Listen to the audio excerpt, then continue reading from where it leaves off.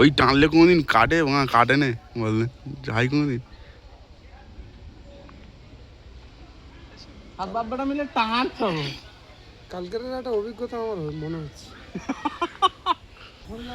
টানছে টানুক টানছে টানুক পোস্টারে সরা দিয়ে সরে ওই উপর দড়িটা গেল, উপর দড়িটা গেল। টান টান